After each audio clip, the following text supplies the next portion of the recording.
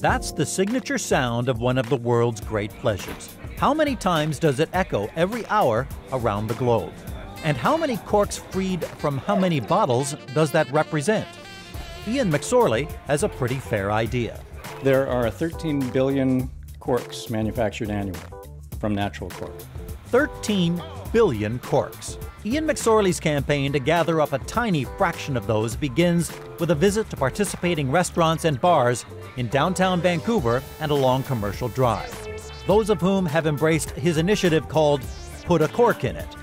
Gina Ness has her people saving their corks at Havana. This is something I never even gave any thought to, and you probably were the same way, right? Exactly the same way. It was a great idea, and obviously we wanted to get on board right away as soon as we heard about it. So on a big weekend here at Havana, how many of these things are getting popped out? Probably about 20 or so, right? I think, yeah. And prior to this, they would just be going straight into the garbage. Straight into the garbage, absolutely. Yeah. So it's been really great. Well, you know, the Drive is very receptive to any kind of ideas like this, so it just seemed like a natural. We've tried a couple of programs here that were very successful. We recycled our street banners, made those into reusable shopping bags. Mm-hmm.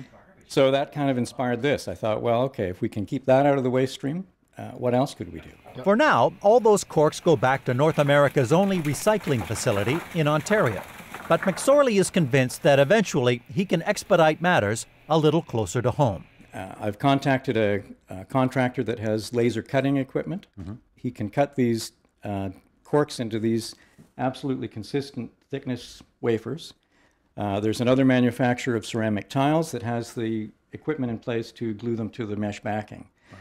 So they could produce these in 1 foot square sheets, just like you would get ceramic tiles, similar to these. Right.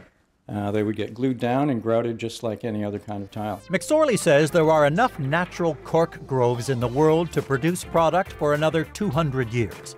A better option, he says, than the more convenient but less eco-friendly footprint left by the manufacture of artificial corks and aluminum screw caps. What we do with this one small plug of bark, he says, may be enough to get people thinking. If we can avoid throwing this little thing out, what else can we do? It's true, it does just change people's thinking a little bit, you know, just a couple of degrees. And that's all you need. That's the paradigm shift, right? Yeah.